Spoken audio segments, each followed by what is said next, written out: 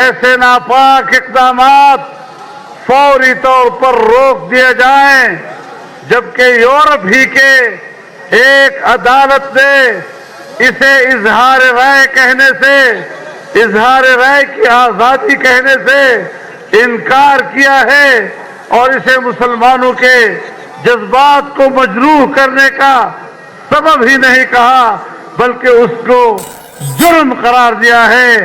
پھر اس قسم کے حرکات جب حکمرانوں کی سطح پر ہوں گے تو یاد رکھو پھر رد عمل بھی آئے گا۔ میرے محترم دوستو، گوجرانوالا اور کراچی کے اجتماعات کے بعد کوئٹہ کا یہ تیسرا بڑا اور فقید المثال جلسہ ہے۔ یہاں پر میں پہلی مرتبہ باضابطہ پی ڈی ایم کے پلیٹ فارم سے کراچی میں محترمہ مریم نواز صاحبہ اور جناب کیپٹن صفدر کے ساتھ ہونے والے واقعے کی شدید الفاظ میں مذمت کرتا ہوں اور اسے ایک اخلاقی دیوالیہ پن قرار دیتا ہوں۔ اگر ان کے ذمہ داروں میں کچھ بھی حمیت ہے، کچھ بھی غیرت ہے تو انہیں چلو بھر پانی میں ڈوب مرنا چاہیے۔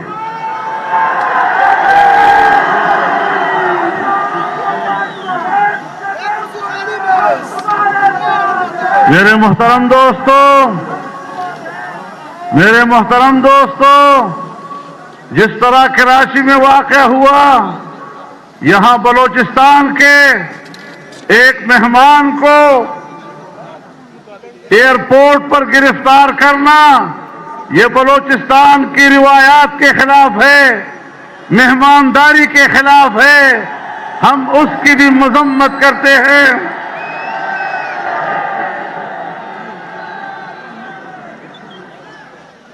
کہتے ہیں مزار قائد پر نعرے لگائے تھے، صفدر کے مزار قائد پر نعرے، یہ تو جرم ہے، اس پر تو کارروائی کی جاتی ہے، لیکن جب لاہور کے مسجد وزیر خان میں شوٹنگ ہوتی ہے اور بے حیا عورتیں اور اداکار مسجد میں آ کر اداکاری کرتے ہیں، فلم بندی کرتی ہیں، مسجد کی حرمت اس وقت میں سمجھ میں کیوں نہیں آتی؟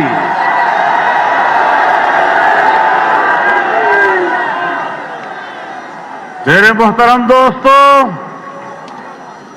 وقت اگرچہ گزر چکا ہے کافی، لیکن چونکہ میاں نواز شریف صاحب نے ویڈیو لنک کے ذریعے خطاب کیا، جناب بلاول بھٹو صاحب نے ویڈیو لنک کے ذریعے خطاب کیا، میں ان دونوں خطابات کو خوش آمدید کہتا ہوں، لیکن اس کی وجہ سے مجھے اب ذرا تاریکی میں مغرب کے بعد آپ سے بات کرنی پڑ رہی ہے، لیکن انشاءاللہ اسی میں خیر ہے اور مجھے تفصیلی طور پر آپ سے بات کرنے کا موقع مل رہا ہے۔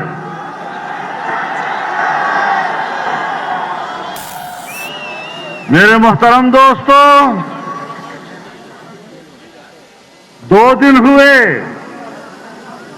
جسٹس فائز عیسیٰ کے خلاف جو ریفرنس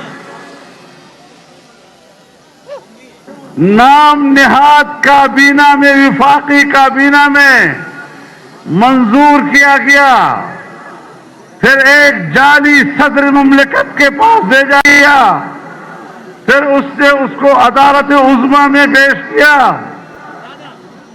طویل عرصے تک اس کی سماعت ہوتی رہی اور اب عدالت نے وہ ریفرنس خارج ہی نہیں کیا بلکہ اس کو بدنیتی پر مبنی قرار دیا گیا اور 2 ججوں نے یہاں تک لکھ دیا کہ یہ اتنا بڑا جرم ہے کہ یا تو صدر مملکت کو مستعفی ہو جانا چاہیے اور یا پھر ان کا مواخذہ کر کے اس کو اس منصب سے علیحدہ کر دینا چاہیے۔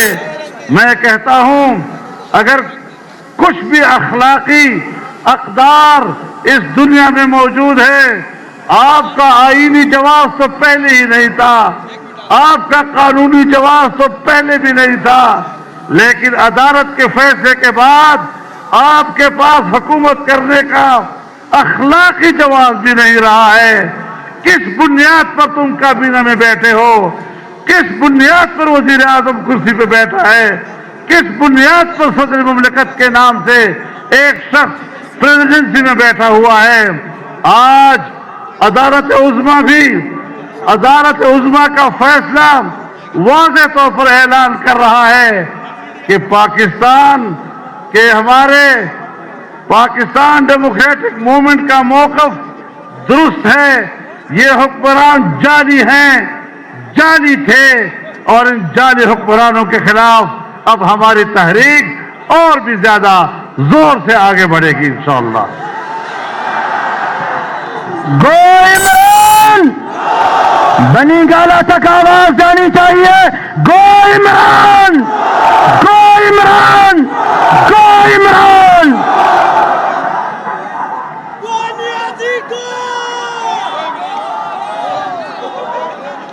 میرے محترم دوستو، میرے بھائیوں، ہم آج بلوچستان کی سرزمین پر گفتگو کر رہے ہیں۔ 18ویں ترمیم کے ذریعے سے صوبوں کو اختیارات میں اضافہ کیا گیا اور جمعیت علماء اسلام نے چاروں صوبوں میں آل پارٹیز کانفرنسز منعقد کر کے ایک اتفاق رائے حاصل کر لیا تھا کہ نہ ہم 8ویں ترمیم میں کوئی تبدیلی ہونے دیں گے، نہ صوبوں کے اختیارات میں کوئی تبدیلی ہونے دیں گے، اور نہ ہی NSC ایوارڈ میں صوبوں کے حصے میں کسی کمی کو ہم قبول کریں گے۔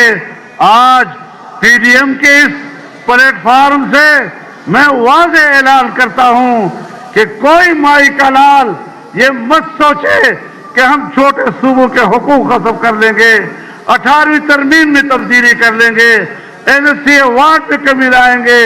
اور آج میں اس میں اضافہ کرتے ہوئے یہ کہنا چاہتا ہوں کہ سندھ ہو یا بلوچستان، اس کے جزائر پر بلوچستان اور سندھ کے عوام کا حق ہے، ان کے بچوں کا حق ہے۔ کوئی مائی کا لال مت سوچے کہ وہ یہاں کے عوام کے حقوق پر اور عوام کے ملکیت پر قبضہ کرنے کی کوشش کریں گے۔ یہ پاکستان ہے، یہ عوام کا ہے، یہ ہم سب کا ہے، اور ہم کسی نادیدہ قوت کو بھی اس بات کی اجازت نہیں دے سکتے کہ عوام کے حق پر اور اس کے حق کے ملکیت پر ڈاکہ ڈالنے کی کوشش کریں۔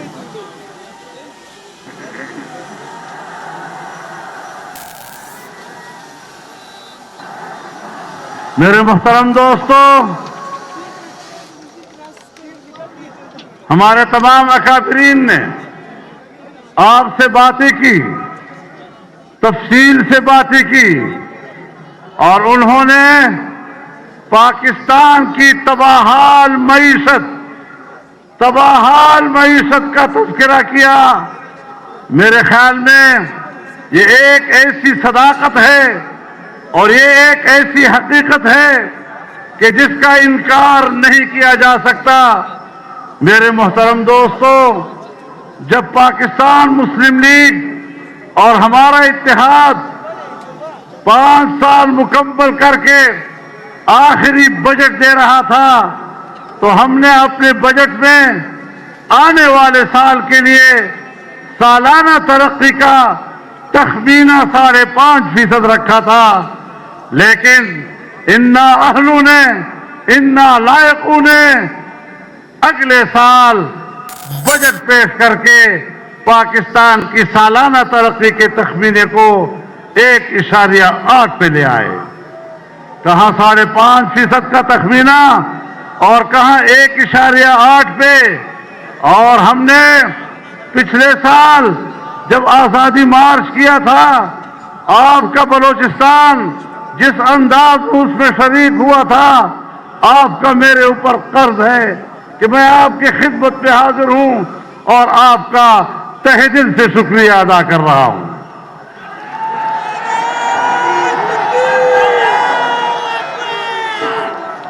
ہم نے اس وقت بھی کہا تھا کہ مزید ملک ان کے حوالے مت کرو، اگر ملک ان کے حوالے ہوتا ہے ملک کی معیشت اور تباہ ہو جائے گی۔ اور پھر وہی ہوا کہ اب جو انہوں نے بجٹ پیش کیا تو سالانہ ترقی کا تخمینہ 0 سے بھی نیچے چلا گیا۔ اب پاکستان کنگال ہے۔ دانشور جانتے ہیں کہ آج کی اس متمدن دنیا میں ریاستوں کی بقا کا دار و مدار دفاع پر نہیں، گو کہ دفاعی قوت ناگزیر ہے، لیکن بقا کا دار و مدار معیشت کے اوپر ہے۔ سوویت یونین کی مثال ہمارے سامنے ہے۔ دفاعی لحاظ سے وہ طاقتور تھا، لیکن معاشی لحاظ سے جب وہ دیوالیہ پن کا شکار ہوا تو سوویت یونین سے دستبردار ہوا اور واپس رشین فیڈریشن کی صورت میں اپنے سابقہ پوزیشن پر واپس چلا گیا۔ آج پاکستان کی معیشت تم نے تباہ و برباد کر دی ہے۔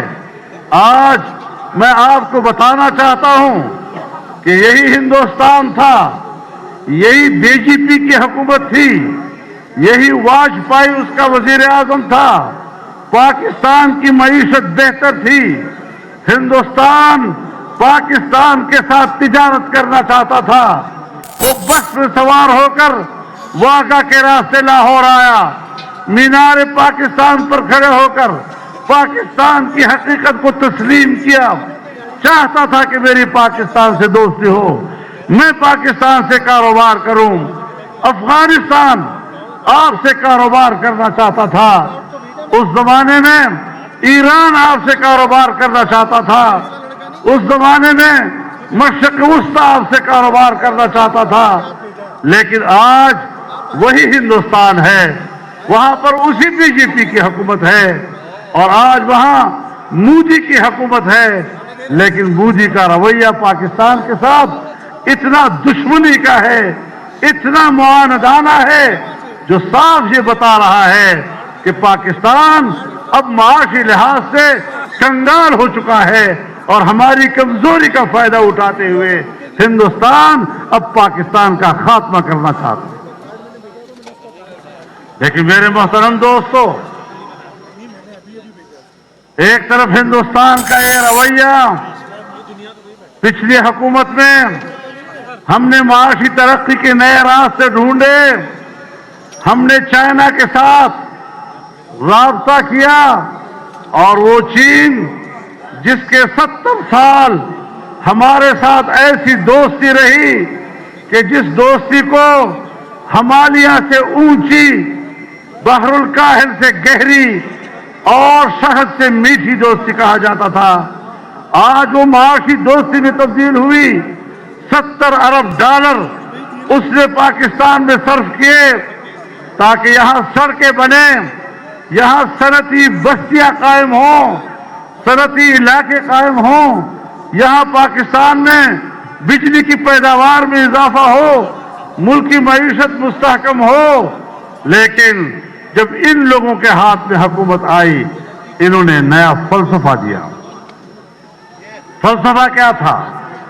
انہوں نے فلسفہ دیا کہ پاکستان اس طرح کے میگا پروجیکٹ کا متحمل نہیں، ہم سی پیک کے متحمل نہیں ہے، ہم صنعتی بستیوں کے اور صنعتیں قائم کرنے کی پالیسی نہیں بنا سکتے، ہم بجلی کی پیداوار کی بڑے بڑے منصوبے نہیں بنا سکتے، ہمارے لیے چھوٹے چھوٹے منصوبے چاہیے، کٹے کا منصوبہ، مرغی کا منصوبہ، انڈے کا منصوبہ۔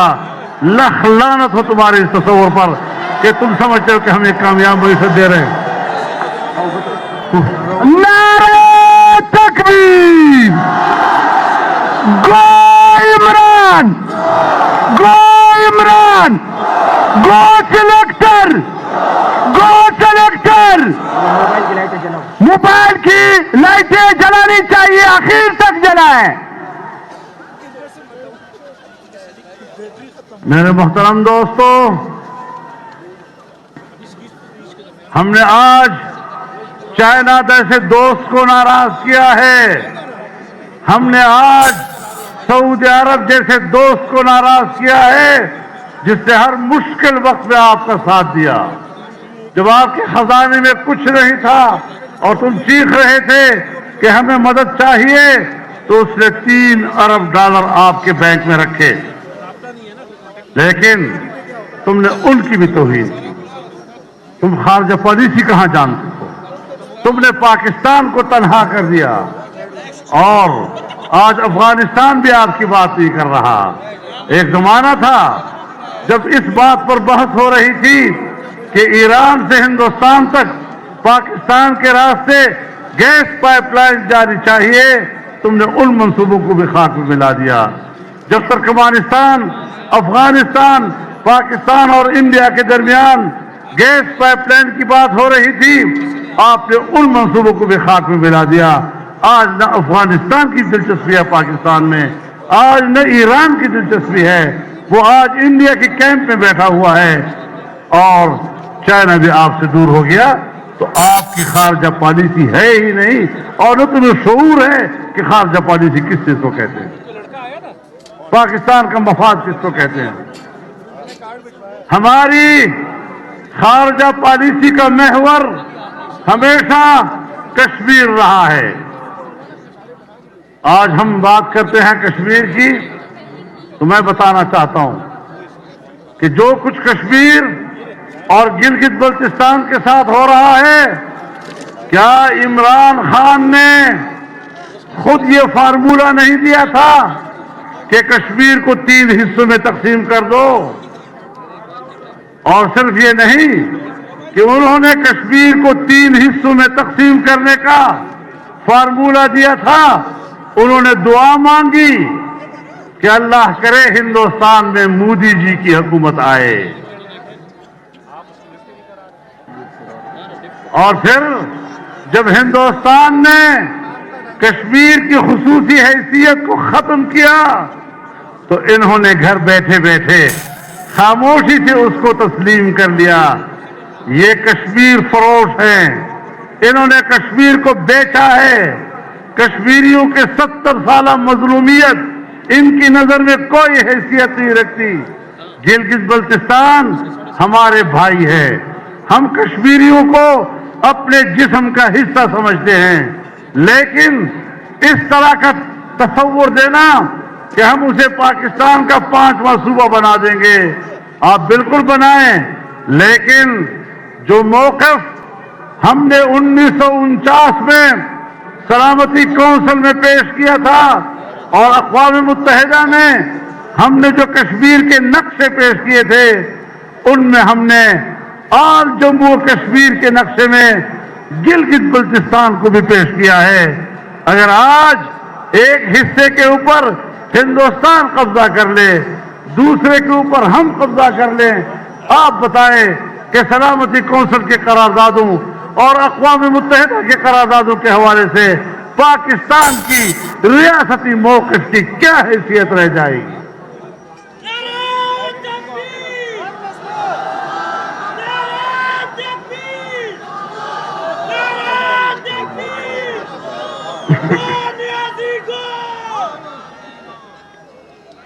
तो मेरे मोहतरम दोस्तों,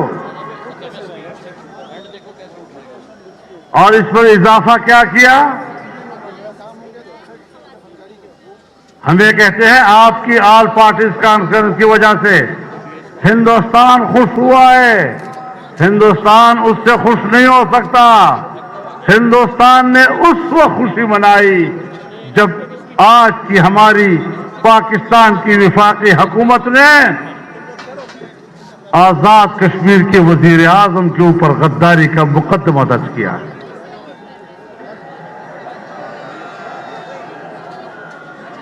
आजाद कश्मीर के वजीर आजम पर غداری کا مقدمہ درج کرنا، یہ ہے وہ پیغام جو آپ سرحد پار کے کشمیریوں کو بھی دے رہے ہیں اور ہندوستان کو بھی دے رہے ہیں۔ ایک طرف کشمیری ہے جو اب آسمان کی طرف دیکھ رہا ہے کہ ہماری 70 سالہ ان قربانیوں کا کیا بنے گا۔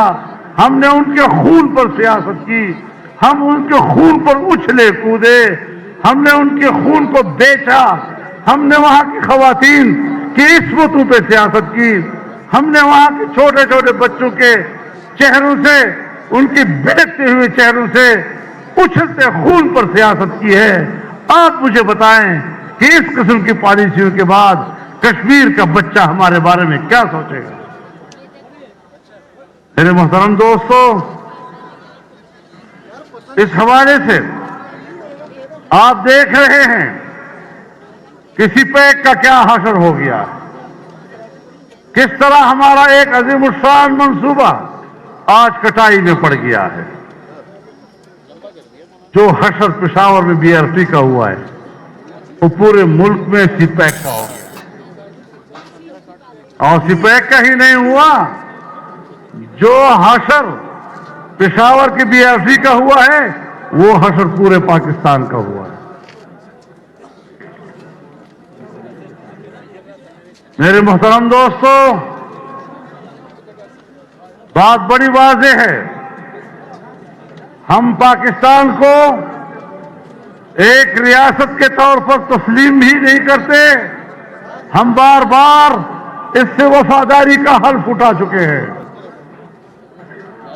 اور ایسے حالات میں جبکہ ملک کی معیشت تباہ ہو چکی اور وہ تباہی ریاست کے لیے اب ایک خطرے کی گھنٹی بج گئی ہے، ان حالات میں آپ کا میدان میں آنا، ہمارا میدان میں آنا، یہ پاکستان کی بقا اور اس کی حفاظت کے لیے ہو سکتا ہے، اس کے علاوہ کوئی دوسرا مقصد نہیں ہو سکتا۔ ہم اداروں کے دشمن نہیں، ادارے ملک کے لیے ناگزیر ہوتے ہیں، ہم اداروں کا احترام کرتے ہیں، ہم اداروں کے ذمہ داران کا احترام کرتے ہیں، لیکن اگر وہ پاکستان پر مارشل لا مسلط کرتے ہیں یا ایک جعلی حکومت کی پشتی بانی کرتے ہیں تو پھر ان سے گلہ کرنا، ان سے شکایت کرنا، ان سے احتجاج کرنا ہمارا حق بن جاتا ہے۔ آج بھی ہماری اسٹیبلشمنٹ جعلی حکومت کی پشت پناہی سے دستبردار ہو جائے، آج بھی قوم کے سامنے معذرت کر لے کہ ہم نے الیکشن میں غلط کیا تھا، ہم نے قوم کا مینڈیٹ تباہ کیا تھا، ہم آج بھی ان کو اپنی آنکھوں میں بٹھانے کے لیے تیار ہیں۔ لیکن عجیب بات ہے کہ میں جرم کروں تو میں پاکستان کا دشمن ٹھہروں، میں جرم کروں تو پھر میں سزائے موت کا حقدار بنوں، اور یہ پاکستان کے ایسے مالک کہ عوام کو جانور سمجھیں اور وہ یہ سمجھیں کہ ان جانوروں کے سامنے ہم جو چارہ ڈالیں گے وہ چارہ وہ قبول کریں گے۔ میں علن اعلان کہتا ہوں کہ میں طاقتور سے طاقتور قوت کی بھی اس حیثیت کو تسلیم کرنے کے لیے تیار نہیں ہوں کہ وہ قوم کو جانور سمجھے اور اس کے سامنے جو چارہ ڈالے وہ قبول کرے۔ نعرہ تکبیر! کوئی قدم بڑھاؤ، کوئی قدم بڑھاؤ! لبیک لبیک لبیک لبیک لبیک لبیک!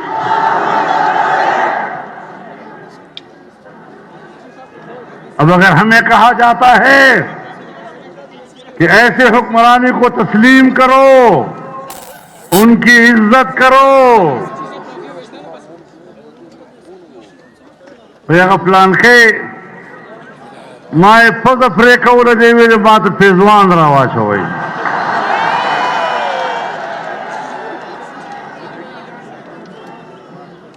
تو خود دے قابل نہیں چتا پورج پوزئی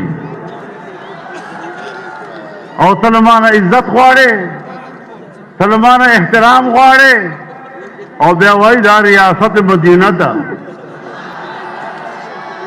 ریاست مدینه نه ده کوفه ده کوفه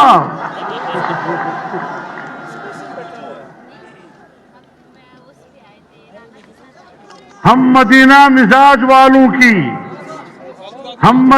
مزاج والوں کی زندگی کٹ رہی ہے کوفے میں واہ واہ واہ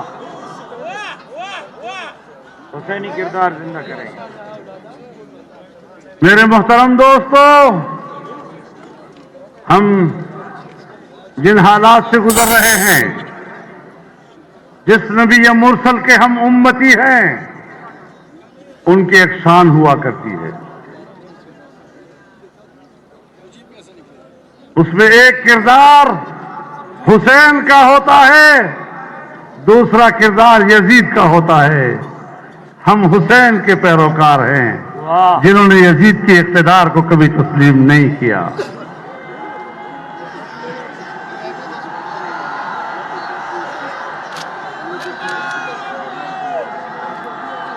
اور پھر ڈٹائی کے ساتھ بڑی بے شرمی کے ساتھ کہتے ہیں ہم این آر او نہیں دیں گے اللہ کرتا این آر او چاہ گوشتے تھا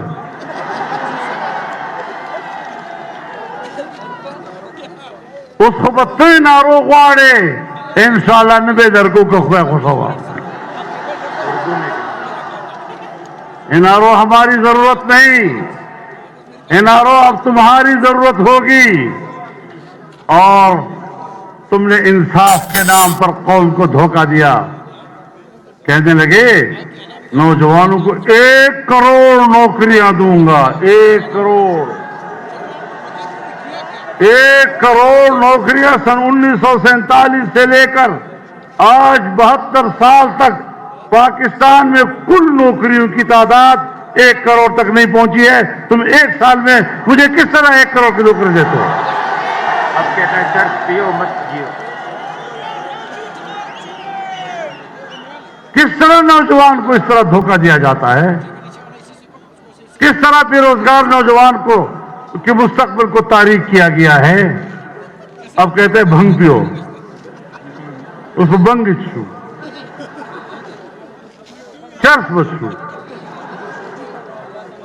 قوم خلا چرسے آندی قوم سے پچرس عادت کئی خلا بنگے آندی خلق وہ بنگو عادت کئی نعرہ تکبیر چمن بارڈر پہ چرس پی کے سونیازی لاکھوں لوگوں کا روزگار چرس پی کے سونیازی گونیازی میرے محترم دوستو چرسیوں اور بھنگیوں کی حکومت ہمیں نہیں چاہیے واہ واہ ہمیں شریف لوگوں کی حکومت چاہیے سنجیدہ لوگوں کی حکومت چاہیے اور یہ جو میں آپ سے باتیں کر رہا ہوں مجھے پتا ہے کہ کوئٹہ کے گرد و پیش میں کہاں کہاں پر لوگوں کو روکا گیا ہے جو اس جلسے کے برابر کے لوگ ہیں میں ان کو بھی خطاب کر رہا ہوں میں ان کو بھی خوش آمدید کہہ رہا ہوں وہ بھی ہمارے جلسے کے شرکا ہیں اور اس سے اندازہ لگا لیا جائے کہ اس طرح آسانی سے ہم پر حکومت نہیں کی جا سکتی میں آپ کی حکومت کا انکار کرتا ہوں میں آپ کی حکومت کو تسلیم نہیں کرتا میں نے پہلے دن سے آپ کی حکومت کو تسلیم نہیں کیا اور آج بھی اسی موقع پہ ڈٹا ہوا ہوں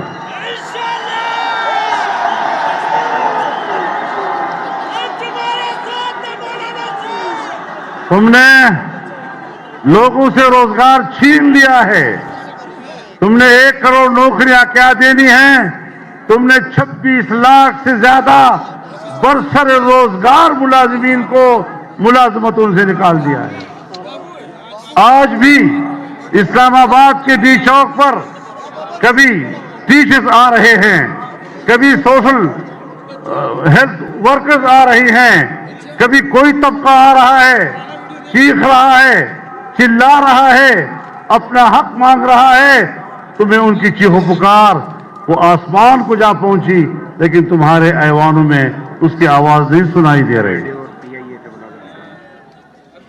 ریڈیو پاکستان سے ملازمین کو نکالا گیا، 2-3 دن ہوئے۔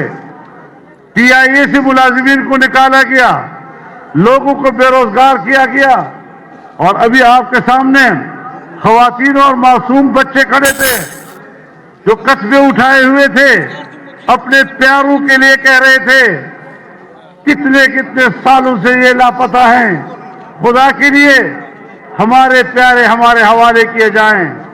لیکن یہ ثقیل القلب قوتیں جن کے دل سیاہ ہو چکے ہیں، جن کے دل پتھر ہو چکے ہیں، انہیں انسانی حق کی کوئی قدر نہیں ہے۔ میں انسانی حقوق کے عالمی اداروں سے کہنا چاہتا ہوں کہ اگر آپ باقی انسانی حقوق کے لیے کام کر رہے ہیں تو پاکستان کے اندر یہاں پر جو انسانوں کے ساتھ ہو رہا ہے اور یہاں پر جو انسانوں کے حقوق پامال ہو رہے ہیں، آئے ذرا اس کا آپ خود حساب لے لیں۔ میرے محترم دوستو، ہم کیا بات کریں؟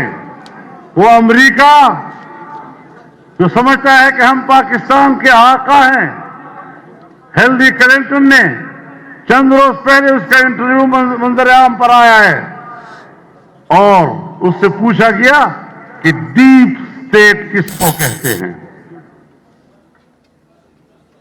گور ریاست چشتوائی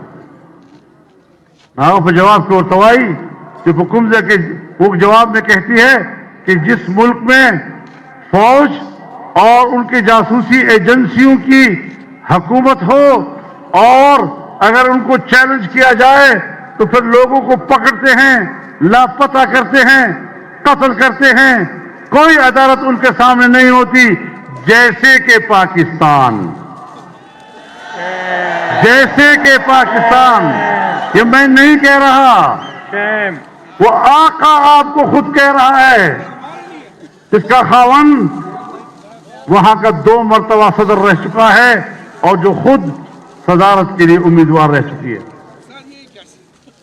معمولی لوگوں نے وہاں بات نہیں کی ہے، تو ہمیں ذرا اپنا چہرہ آئینے میں دیکھ لینا چاہیے۔ ہمیں پاکستانی قوم کی اس صورتحال ہمیں قبول نہیں ہے۔ ہم کو ایک آزاد مملکت دیکھنا چاہتے ہیں، ایک خود مختار مملکت دیکھنا چاہتے ہیں، اور ہمارے آباء و اجداد نے ہمیں اگر درس دیا ہے تو آزادی کا درس دیا ہے، اور اگر مجھے محسوس ہو جاتا ہے کہ پاکستان ایک غلام مملکت ہے تو بخدا انشاءاللہ اس وطن عزیز کے لیے آزادی کے جہاد لڑوں گا۔ نعرہ تکبیر! نعرہ تکبیر! نعرہ تکبیر! قائد قدم بڑھاؤ! قائد قدم بڑھاؤ! قائد قدم بڑھاؤ! ہم نے ہمیشہ اس وطن عزیز کو ایک خود مختار وطن کہا ہے۔ ہم نے ہمیشہ پاکستان کی داخلی اقتدار اعلیٰ کی بات کی ہے، اور ہمیشہ پارلیمنٹ میں اور ہر منصب پر ہم نے پاکستان کی اس حیثیت کا حلف اٹھایا ہے۔ لیکن اگر ہمیں یہ چیز مخدوش نظر آتی ہے تو پھر اس کو اپنی حالت پر واپس لینا یہ ہمارے آباء و اجداد کا درس ہے جسے ہم بھولے نہیں۔ میرے محترم دوستو، اب یہ سفر جاری ہے اور جاری رہے گا انشاءاللہ۔ آپ کی مرضی ہے، ظلم سے نکلنا چاہتے ہو تو ہمت کرو، آگے بڑھو۔ پورے قوم سے کہنا چاہتا ہوں، پورے پاکستان کے جوانوں سے کہنا چاہتا ہوں، پورے پاکستان کے بوڑھوں سے بزرگوں سے کہنا چاہتا ہوں، پورے پاکستان کے ماں اور بہنوں سے کہنا چاہتا ہوں کہ اگر پاکستان کو مستحکم بنانا ہے، اس کو آزاد رکھنا ہے، اس کو معاشی طور پر خوشحال رکھنا ہے تو پھر میدان میں جانا ہوگا۔ گھروں میں بیٹھے بیٹھے آزادی نہیں ملا کرتی، گھروں میں بیٹھے بیٹھے خوشحالی نہیں ملا کرتی۔ ہر شخص کمانے کے لیے گھر سے باہر تو نکلتا ہے نا. گھر میں بیٹھے بیٹھے تو روزی اس طرح نہیں آئے گا, کچھ محنت کرنی پڑتی. کہ اگر پورے ملک میں پوری قوم پر اس قسم کے حالات مسلط ہو جائیں تو پھر قوم کو نکلنا پڑتا ہے.